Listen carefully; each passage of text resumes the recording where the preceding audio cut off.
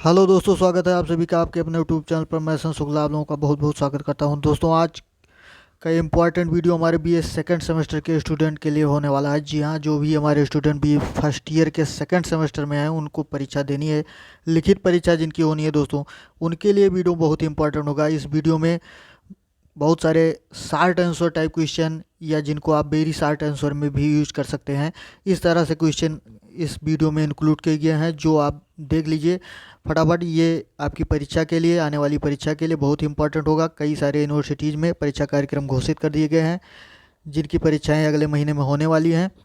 तो फटाफट इस वीडियो को देख लीजिए और इसमें निहित जानकारी जो है उसको प्राप्त कर लीजिए। ये वीडियो दोस्तों बहुत इंपॉर्टेंट होगा आपके लिए। तो जो भी हमारे स्टूडेंट, जो भी हमारे मित्र चैनल पर अभी नए हैं, चैनल पर पहली बार विजिट कर रहे हैं या अभी तक चैनल को सब्सक्राइब नहीं किए हैं, सबसे पहले चैनल को सब्सक्राइब करके बेल आइकन प्रेस कर दीजिए, ताकि वीडियो की नोटिफिकेशन जो है वो आपको समय समय पर मिलती रहे। जैसे ही कोई वीडियो अपलोड हो उसकी जानकारी आप तक सीधे पहुंचती रहे। और वीडियो को एक बार दोस्तों लाइक ज़रूर करें। तो आइए शुरू करते हैं, देखते हैं कि कौन से इंपॉर्टेंट क्वेश्चन है ये जो इस वीडियो में निहित किए गए हैं। तो सबसे पहले देखिए दोस्तों, यहाँ पर लिखा गया है शार्ट आंसर टाइप क्वेश्चन। जी हाँ, शार्ट आंसर के बारे में ही चर्चा होगी। जो शार्ट आंसर टाइप क्वेश्चन है आपके परीक्षा में आने वाले हैं। बहुत सारे स्टूडेंट का कमेंट आ रहा था कि सर शार्ट आंसर भी करवाइए, एक्सप्लेनेशन भी करवाइए। तो एक्सप्लेनेशन के लिए आपको वीडियो दे दिया जाएगा। शार्ट आंसर के और भी वीडियोज अपलोड हैं चैनल पर, आप उनको देख सकते हैं। प्लेलिस्ट ओपन करके, बीए सेकंड सेमेस्टर की प्लेलिस्ट ओपन करके आप उसमें बहुत सारे वीडियो इंक्लूड किए गए हैं, उनको आप देख लीजिए। और आइए देखते हैं कि इसमें कौन कौन से इंपॉर्टेंट क्वेश्चन है। क्वेश्चन नंबर 1 दिया गया है दोस्तों, what is the central idea of the poem. जी हाँ, ये पोएम की बात हो रही है दोस्तों, ग्रेसियन अर्न। जी हाँ, जॉन कीट्स साहब की ये पोएम है, ग्रेसियन अर्न जो है उसी के बारे में चर्चा की जा रही है दोस्तों। ये आपके कोर्स में निहित है, आपके कोर्स में इंक्लूड की गई है पोएम। तो ये यहाँ पर देख लीजिए आप, ये पोएम का नाम आप समझ सकते हैं कि ग्रेसियन अर्न इस पोएम का नाम है। और इस पोएम के आपके कंपोज़र जो हैं वो कौन है दोस्तों, इस पोएम के कंपोज़र जॉन कीट्स साहब हैं। तो आइए सेंट्रल आइडिया देखते हैं कि सेंट्रल आइडिया क्या है। यहाँ पर देखिए लिखा गया है the central idea of the poem, यानी कविता का केंद्रीय भाव। जी हाँ, सेंट्रल आइडिया का मतलब आप समझते हैं कि कविता का केंद्रीय भाव, यानी समरी ऑफ द पोएम और central idea of the poem, ये दोनों तरह के क्वेश्चन आ सकते हैं आपके एग्जाम में। तो सेंट्रल आइडिया देखते हैं। Central idea of the poem the ode. जी हाँ, एक किस प्रकार की रचना है दोस्तों, ओड है ग्रेसियन। ग्रेसियन अर्न जो है वो क्या है, ये एक ओड है जॉन कीट्स साहब की। तो इज, इसकी सेंट्रल आइडिया क्या है, इज द इम्परमानेंस। जी हाँ, अस्थिरता जो है, ऑफ लाइफ यानी जीवन की अस्थिरता इस कविता का केंद्रीय भाव है। और आगे क्या है, as contrasted with the permanence of the principle of beauty and embodied in art. यानी एम्बॉयडर्ड इन आर्ट यानी कला में निहित, द प्रिंसिपल ऑफ ब्यूटी यानी सौंदर्य का सिद्धांत जो है, आप परमानेंस ऑफ यानी अस्थायित्व का, यानी कला में निहित अस्थायित्व का जो सौंदर्य का सिद्धांत है उसके विपरीत है, यानी कॉन्ट्रास्टेड है, अर्थात विपरीत है। क्या चीज़, central idea of the poem, जो इम्परमानेंस अस्थिरता जो है, जीवन की अस्थिरता, ये कला में निहित सौंदर्य का जो अस्थायित्व का सौंदर्य का सिद्धांत है उसके विपरीत है। आगे देखते हैं, ही एक्सप्रेसेस हिज फिलॉसफी, यानी उन्होंने अर्थात जॉन कीट्स साहब ने अपने दर्शन को किस प्रकार से वर्णन किया है, उसको किस प्रकार एक्सप्रेस किया है, फिलॉसफी ऑफ लाइफ यानी जीवन के दर्शन को, और ब्यूटी कला को, ब्यूटी सौंदर्य को और कला को किस प्रकार, बाय रिफ्लेक्टिंग ऑन द। आगे देखते हैं,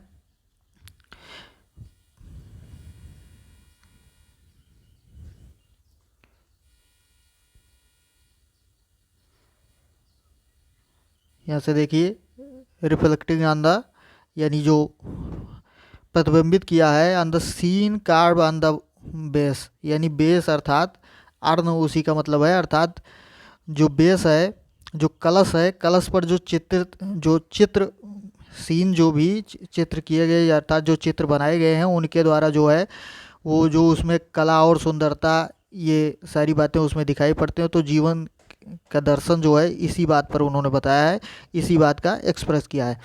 आगे देखते हैं, the scene depicted on the urn, अर्थात जो अर्न पर सीन दिखाई गई है, सीन को चित्रित किया गया, दर्शाया गया है, गिव अस एन आइडिया, वो हमें भी एक विचार देती है, that the life which is represents was untroubled, यानी जो इस पर जीवन प्रदर्शित किया गया है, अर्थात आप पोयम की समरी पढ़े होंगे या पोयम को आपने पढ़ा होगा तो जाना होगा, अर्न का मतलब होता है एक चित्र होता है, तो मतलब एक कलश होता है, तो कलश पर कुछ चित्र बने हुए थे जिसके जो एक यूनानी जीवन को दर्शाते थे, अर्थात ग्रीक लाइफ को वो उस पर दर्शाते थे, तो उसी के बारे में पोयम है दोस्तों। उसी चित्र को देख करके उसमें जो चीज़ दर्शाई गई थी, उन्होंने कविता अर्थात जॉन कीट्स साहब ने एक कविता लिखी है। तो देखिए, व्हिच रिप्रेजेंट्स, जो इस पर प्रदर्शित किया गया है, वाज अनट्रबल्ड एंड पीसफुल, यानी जो जीवन इस पर दर्शाया गया है वो एकदम से अनट्रबल्ड है, अर्थात परेशानी रहित है, एंड पीसफुल और शांत है। आगे देखते हैं, real life is vitiated by satiety and decay, but life depicted on the base does not suffer decay and decline। जी हाँ, जो वास्तविक जीवन है वो क्या होता है, संतुष्टि और क्षय से भरा हुआ होता है, यानी संतुष्टि और हानि से ये भरा होता है। But life depicted on the base, लेकिन जो चित्र उस जीवन उस बेस पर दर्शाया गया है, उस कलश पर दर्शाया गया है, अर्थात अर्न पर दर्शाया गया है, डज नॉट सफ़र डीके, वो क्षय एंड डिक्लाइन और पतन से ग्रसित नहीं है, यानी उसका सामना उसे नहीं करना पड़ता, उससे ग्रसित नहीं है। The poet stresses the superiority of art over poetry, यानी जो कवि है वो क्या करता है, स्ट्रेसेस द सुपीरियरिटी, यानी सुपीरियरिटी को, उसकी महत्व को प्रदर्शित करता है, ऑफ आर्ट ओवर पोएट्री, यानी कला की श्रेष्ठता को प्रदर्शित करता है, ओवर पोएट्री अर्थात काव्य पर, यानी कविता पर कला की श्रेष्ठता को दर्शाता है। Which is evident from his assertion, यानी जो उनके इस दावे से सिद्ध होता है कि हर्ड मेलोडीज आर स्वीट। जी हाँ, बहुत ही फेमस लाइन है दोस्तों ये, हर्ड मेलोडीज आर स्वीट, यानी सुनी हुई ध्वनि जो होता है, संगीत जो होता है बहुत ही मधुर होता है। But those unheard are sweeter, लेकिन जो नहीं सुना गया है वो उससे भी ज़्यादा मधुर होता है। जी हाँ, जो हर्ड मेलोडीज है वो स्वीट होती है, लेकिन जो अनहर्ड है वो उससे ज़्यादा स्वीट होती है, अर्थात उससे ज़्यादा मधुर होती है। The moral of the urn, यानी जो अर्न का मोरल है, उस कलश का जो मोरल है, is that in the midst of change and mutability, अर्थात परिवर्तन और परिवर्तनशीलता के मध्य जो कला है उस पर आधारित है। व्हिच सेलिब्रेट्स, यानी जो सेलिब्रेट करता है, जो जश्न मनाती है, सेलिब्रेट ब्यूटी अर्थात सौंदर्य का जश्न मनाती हुई, and truth us the supreme ideal, यानी सत्य जो है वो सुप्रीम आदर्श है, इज़ परमानेंट, यानी जो सुप्रीम आदर्श है ये अस्थायित्व है, यही बात जो है वो अस्थायी है, इस बात को उस पर दर्शाया गया है। यानी अर्न पर जो चित्र, जो उसकी नैतिकता है, अर्न की नैतिकता है, जो चित्र उस पर बना हुआ है उसकी नैतिकता के द्वारा क्या चीज़ प्रदर्शित होता है, यानी यही बातें प्रदर्शित होती हैं। नेक्स्ट क्वेश्चन देखते हैं दोस्तों, क्या है, कौन सा इंपॉर्टेंट क्वेश्चन है।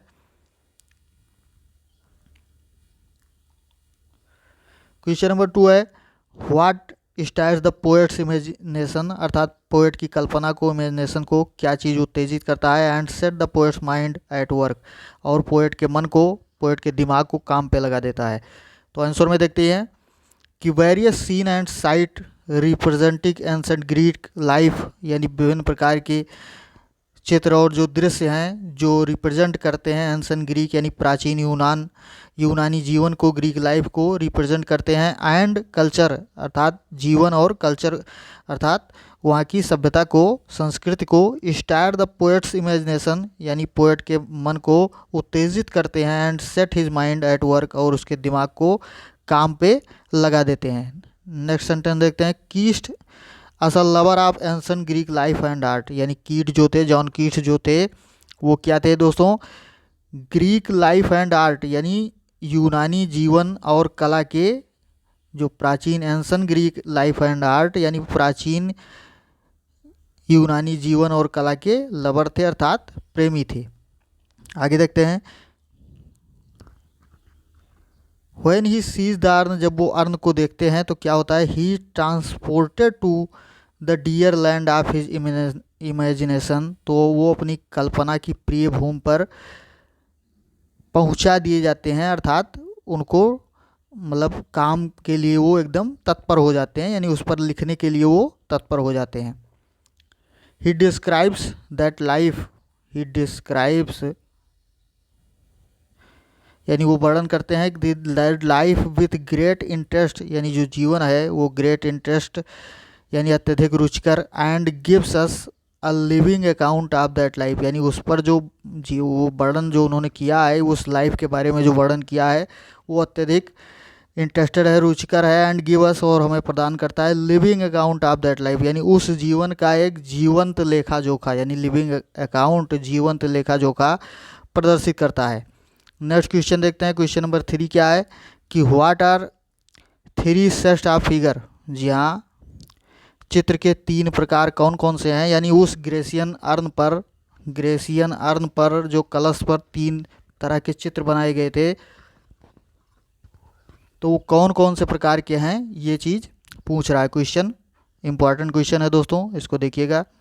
तो आंसर में देखिए लिखा हुआ है कि on the urn are pictured, जो अर्न पर पिक्चर किया गया है, जो चित्र बनाया गया है, pictured scene from pastoral life with greater effectiveness than poetry ever can, यानी जो वहाँ जो चित्र बनाया गया है अर्न पर, उस कलश पर जो चित्र बनाया गया है वो किस चीज़ का है, फ्रॉम पेस्टोरल लाइफ, यानी देहाती जीवन का जो चित्र वहाँ पर बनाया गया है, विथ ग्रेटर इफेक्टिवनेस, यानी बहुत ही प्रभाविता के साथ वो प्रभावशाली प्रतीत होता है, देन पोएट्री इवर कैन, की जैसा काव्य कर सकती है, यानी कला को क्या किया गया है, काव्य पर एक सुपीरियरिटी, यानी उसको सुपीरियर साबित किया गया है, यानी कला को काव्य पर यानी सुपीरियर साबित किया गया है, यानी श्रेष्ठ बताया गया है।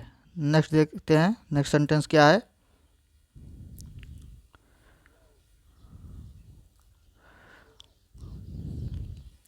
There are 3 sets of scene depicted on the urn, यानी अर्न पर 3 तरह के दृश्य दिखाए गए हैं, यानी 3 सेट्स ऑफ द सीन, यानी 3 तरह के चित्र बनाए गए हैं, दर्शाए गए हैं।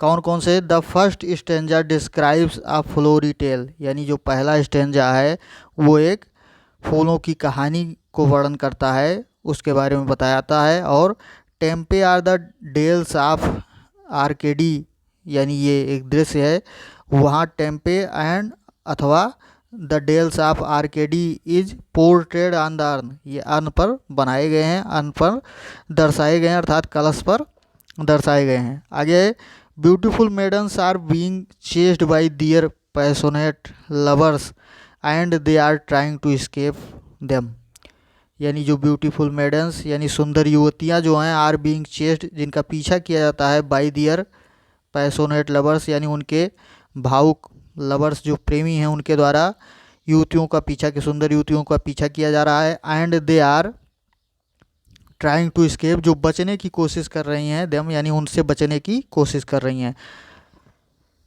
आगे दूसरे चित्र में क्या होता है कि the second scene depicts some people making merry with pipes and a bold lover is trying to kiss his beloved, यानी दूसरे दृश्य में क्या होता है, सेकंड सीन में क्या दिखाया गया है कि सम पीपल मेकिंग मेरी, यानी कुछ लोग जो हैं वो बहुत ही ज़्यादा आनंद मना रहे हैं, खुशी मना रहे हैं, विथ पाइप्स, यानी पाइप के साथ, यानी पीने वाली पाइप के साथ आनंद मनाते हैं, बजाने वाली पाइप के साथ, सॉरी।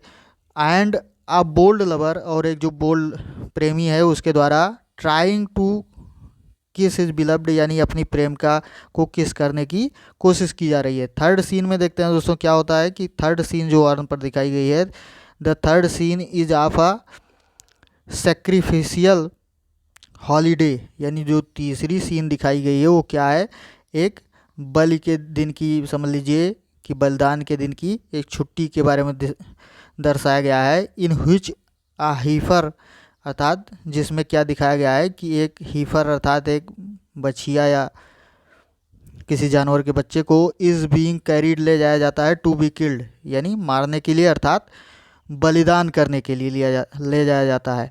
इन अ प्रोसेसन, एक जुलूस में, led by a mysterious priest, यानी एक रहस्यमयी पुजारी के द्वारा जिसका नेतृत्व किया जा रहा है, एक रहस्यमयी पुजारी के नेतृत्व में एक जुलूस में एक बछिया को बलिदान करने के लिए यानी उसकी बलि देने के लिए ले जाया जा रहा है, ऐसा थर्ड सीन में दिखाया गया है। अब देखते हैं दोस्तों कि नेक्स्ट क्वेश्चन क्या है, कौन सा इंपॉर्टेंट क्वेश्चन है। क्वेश्चन नंबर 4 आ जाता है दोस्तों। ये सारे क्वेश्चन दोस्तों जॉन कीट्स से ही रिलेटेड हैं, यानी उनकी पोएम जो ओड ऑन ग्रेसियन अर्न, इसी से रिलेटेड क्वेश्चन है। तो इनको देख लीजिए, ये 4-5 क्वेश्चन 6 क्वेश्चन जो दिए गए हैं इनको आप पढ़ लेंगे, कोई ना कोई क्वेश्चन जरूर आपके एग्जाम में आएगा, तो सारे क्वेश्चन जरूर देखें दोस्तों कि क्या है। आगे देखते हैं, heard melodies are sweet but those unheard are sweeter, यानी जो सुनी हुई मेलोडीज हैं, संगीत जो हैं वो बहुत ही स्वीट होते हैं, मधुर होते हैं, लेकिन जो नहीं सुने हुए हैं वो और ज़्यादा मधुर होते हैं। तो इस बात को क्या करना है, comment on this oft quoted line of Keats, यानी बार बार इस जो उद्धृत ये लाइन है इस पर आपको क्या करना है, कमेंट करना है, यानी टिप्पणी करनी है। तो दोस्तों ये क्वेश्चन जो है बहुत ही इंपॉर्टेंट क्वेश्चन है आपके लिए, इसको ज़रूर आप रट लीजिएगा क्योंकि ये अक्सर एग्ज़ाम में आ जाता है।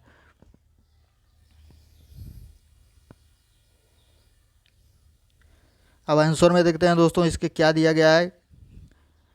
ऑन द अर्न, यानी अर्न पर, is shown a musician playing pipe, यानी अर्न पर यह दिखाया गया है कि एक म्यूजिशियन जो है, संगीतकार जो है वो पाइप बजा रहा है। This starts the poets imagination, यानी ये पोएट की इमेजिनेशन को, कल्पना को उत्तेजित कर देता है। And thus come out from his pen, और ये उत्तेजना जो है उसके पेन से बाहर निकलती है, अर्थात पोएट जो है वो इस पर अपनी कविता लिखना शुरू कर देता है। और लिखता क्या है, कौन सी लाइन लिखता है कि हर्ड मेलोडीज आर स्वीट, यानी जो सुनी हुई ध्वनि है वो स्वीट है, मधुर है, but those unheard are sweeter, लेकिन जो नहीं सुनी हुई है वो उससे भी ज़्यादा मधुर है। तो ये बात वो लिखता है, कब लिखता है कि म्यूजिशियन को जब उस चित्र पर पाइप बजाते हुए देखता है तो काव्य की ध्वनि या संगीत के बारे में उसकी इमेजिनेशन जो है, कल्पना जो है वो उत्तेजित हो जाती है और ये लाइन लिखता है। अब इसका मतलब देखिए कि इट मीन्स दैट, इसका मतलब क्या है कि music that is actually heard may be sweet, यानी जो संगीत जो है वास्तव में जिसे सुना जाता है, मे बी स्वीट, यानी वो स्वीट हो सकता है, मधुर हो सकता है, but there is a limit, लेकिन उसकी एक सीमा है, टू इट्स स्वीटनेस, यानी उसकी मधुरता की एक सीमा है। अर्थात जो म्यूजिक आप सुनते हैं उस म्यूजिक के सुंदरता और मधुरता की एक सीमा होती है, ऐसा कवि बताता है। आगे है कि ऑन द अदर हैंड, यानी दूसरी तरफ, the music that is not audible to fleshy ear, यानी इस मांसल हवा में जो म्यूजिक जो है वो सुनने योग्य नहीं है, यानी श्रवण योग्य नहीं है, अर्थात ऑडिएबल नहीं है। वो क्या है, इज़ फ्राड विथ इन्फिनिट, जो उसमें लाता है या समाया हुआ है इन्फिनिट, यानी अनंत, एंड इन एग्जॉस्टिबल, अर्थात ये आप कह सकते हैं कि अनंत और बहुत महत्वपूर्ण ट्रीजर ऑफ स्वीटनेस, अर्थात जो ट्रीजर है, संपत्ति है, ऑफ स्वीटनेस, अर्थात मधुरता की संपत्ति, यानी बहुत ही ज़्यादा अनंत और एक प्रकार से बहुत ही ज़्यादा मधुरता की जो संपत्ति जो है उसमें समाहित होती है, यानी जो संगीत श्रवण योग्य नहीं है उसमें एक अनंत रूप से सौंदर्य या मधुरता जो है वो समाहित होता है। वी कैन इमेजिन, हम कल्पना कर सकते हैं, वेरियस थिंग्स अबाउट इट, यानी इसके बारे में बहुत सी बातों के बारे में हम कल्पना कर सकते हैं, सोच सकते हैं। एंड एम्यूज आवर सेल्फ्स, और अपने आप को आनंदित कर सकते हैं। द आइडियल इज सुपीरियर, यानी आदर्श जो है वो सुपीरियर है, श्रेष्ठ है, टू द रियल, यानी वास्तविकता से, इन ब्यूटी, यानी सौंदर्य में जो वास्तविकता निहित है उससे आदर्श जो होता है सुपीरियर होता है, यानी महत्वपूर्ण होता है, उससे ज़्यादा श्रेष्ठ होता है। नेक्स्ट क्वेश्चन देखते हैं दोस्तों, क्वेश्चन नंबर 5 क्या है।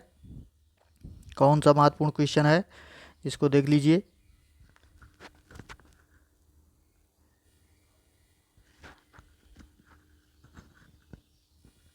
क्वेश्चन नंबर 5 है कि what is the message of the urn, यानी अर्न का क्या मैसेज है, उस कलश का क्या मैसेज है, उसका क्या संदेश है, ये बात पूछी जा रही है। तो आंसर में आप देखेंगे कि the message of the urn, यानी अर्न का जो मैसेज है, उस कलश का मैसेज है, इज इन मैथ्यू अर्नॉल्ड्स लैंग्वेज, यानी मैथ्यू अर्नॉल्ड की भाषा में वो क्या है, इज ब्राइफली, यानी संक्षिप्त रूप में दिस, यानी ये है कि टू सी थिंग्स, यानी चीज़ों को देखना, इन दियर ब्यूटी, उनके सौंदर्य में चीज़ों को देखना, is to see thing in their truth, तो वो क्या चीज़ है कि उस वस्तु को, उस चीज़ को उनके सत्य में देखने के बराबर है, यानी चीज़ों को उनके सौंदर्य में देखना उनके सत्य में देखने के बराबर है, ये बात अर्नोल्ड साहब कहते हैं। आगे Keats further explains it this it दस, अर्थात कीट्स साहब जो हैं वो आगे इसको इस प्रकार से एक्सप्लेन करते हैं, परिभाषित कर व्याख्यायित करते हैं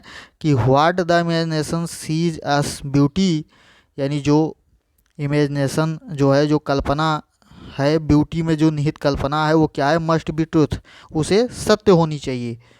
आगे कहते हैं कि कीट्स है रिटन इन एंडीमियन, अर्थात कीट्स साहब की जो रचना है, एंडीमियन जो उनकी रचना है, उसमें उन्होंने क्या लिखा है कि that perception of beauty leads to joy, यानी सौंदर्य की जो एक धारणा है वो क्या करता है कि जॉय की तरफ प्रेरित होती है, यानी आनंद उत्पन्न करती है। आगे बताते हैं, आगे देखते हैं।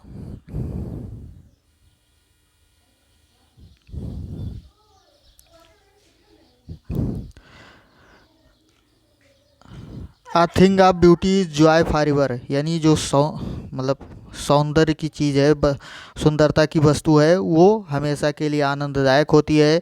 इन इज ओपिनियन, उनके विचार में, एनी ब्यूटी, यानी कोई भी सौंदर्य, विच इज़ नॉट ट्रूथफुल, जो सत्य नहीं है, अर्थात सौंदर्य अगर सत्य नहीं है, एंड एनी ट्रूथ, और कोई भी सत्य जो है वो सुंदर नहीं है, विच इज़ नॉट ब्यूटीफुल, यानी सुंदर नहीं है, is of no practical significance, उनका कोई व्यवहारिक महत्व नहीं होता है।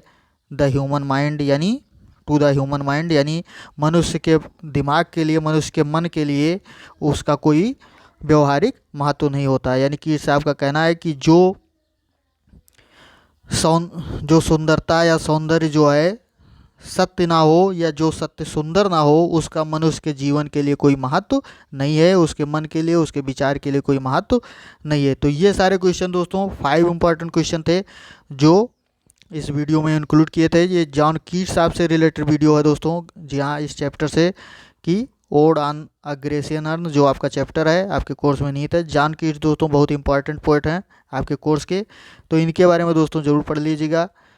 तो वीडियो अगर अच्छा लगा हो दोस्तों तो लाइक शेयर कमेंट जरूर करें। धन्यवाद दोस्तों, मिलते हैं अगले वीडियो में। जय हिंद।